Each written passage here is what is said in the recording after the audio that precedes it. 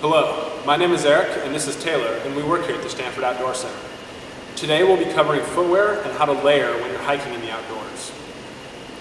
First, we'll talk about footwear. So it's important that you have a very good, sturdy hiking boot and one that provides a lot of protection for your foot. You'll see that the examples we have here have very strong toes for adequate toe protection, and they're also made out of leather, so they're going to be waterproof. Additionally, both the examples here have a lot of ankle support, and you'll see that they lace up the ankle, and that's good for when you're hiking on uneven terrain. Next, Taylor will talk about socks. So when it comes to long hiking trips, you generally want to wear 2 layers of socks. The first layer is a synthetic layer that works to wick the sweat away from your foot and keep it dry.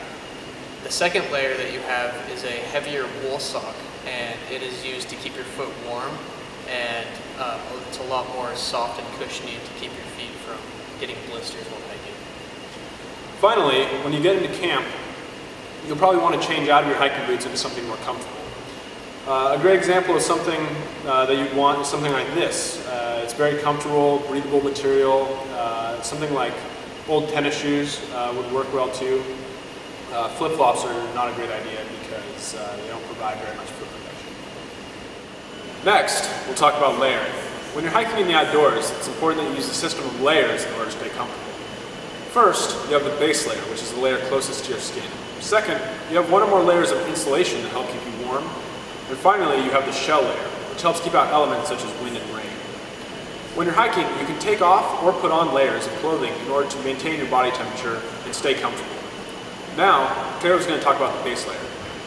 So when it comes to the base layer, generally you want something really lightweight. Most of the time it's a synthetic material, much like these shirts here. Its general purpose is to wick the moisture off of your skin and keep your body dry. For this reason, it is often not a cotton material because cotton does not dry quickly.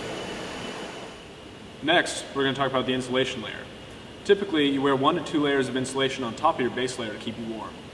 Here we have an example of a fleece sweater, fleece vest, and wool sweater that you can wear to keep you warm. Generally, your insulation layer is long sleeved, but if you tend to get too hot or hot easily, you can wear a vest. It keeps your core nice and warm, but it keeps your arms free and cooler. So to finish off your upper body layers, you have the shell. Usually your insulation layer isn't waterproof or wind resistant, so the shell is both waterproof and wind resistant. Generally, it's very lightweight and thin, but it does a really good job of keeping the wind and rain out. In the same way we've been talking about layering for our upper body, we also want to do the same thing for our lower body. First, for the base layer, we have a pair of long underwear. This is also synthetic and does a great job of wicking moisture away from your legs. Secondly, we have a pair of mid-weight hiking pants.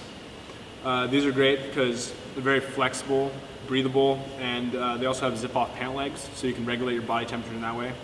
And they also give you a little bit more mobility than something like jeans. Finally, for our shell layer, we have these pants here, which, as we were speaking about earlier, are both windproof and waterproof. They also have zips down the sides so that you can regulate your body temperature in that way. This concludes our video on layering for the Stanford Outdoor Center. Thank you for watching.